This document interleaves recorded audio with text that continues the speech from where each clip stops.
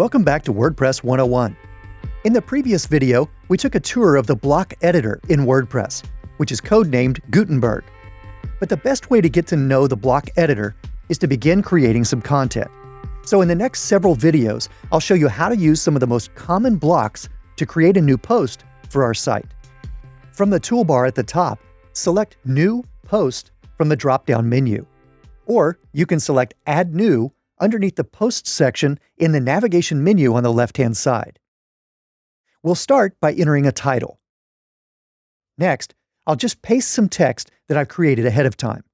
And because the text that I pasted contained multiple paragraphs, notice that Gutenberg has automatically created individual paragraph blocks, indicated by the name in the top corner. To split a paragraph into multiple blocks, just place your cursor anywhere within a paragraph and click Return.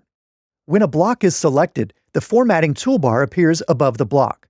Now, the items in the toolbar will change depending on the type of block we're editing.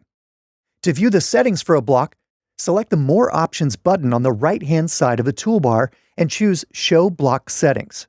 Or you can just use the keyboard shortcut shown here. In a paragraph block, there are options to change the font size by either choosing from the drop-down list of available sizes or manually entering a number representing the size you want.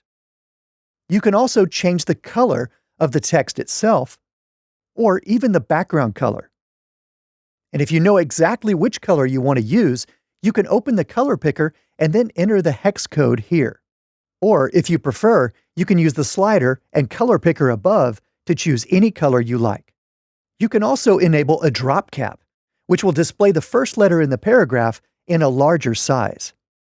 And finally, under the Advanced tab, you can create an HTML anchor, which will generate a link directly to this section of your page. And if your theme includes custom styles, you can enter the name of a specific CSS class here. Now, you may rarely, if ever, have a need for these options, but if you do, you'll know where to find them. All right, now we've got the text for our article, but it's a good idea to also add headings to break up long sections of text, which makes it easier for our readers, but also helps search engines determine what this article's about. So I'll hover my mouse at the top of the block where I want to insert the heading, and then click the plus icon to add a new block. In the pop-up, I'll choose the heading block, and then type some text. In the formatting toolbar, we can choose from the various heading levels, H2, H3, H4, and so on. Now, these are meant to organize your content hierarchically or outline style. So be careful not to just choose a heading level based on the size text you want. In fact, it's probably worth mentioning that all the typography used throughout your site is determined by your WordPress theme. Now, later, I'll show you how to customize your theme, but there isn't a built-in method for choosing different fonts within the WordPress editor itself.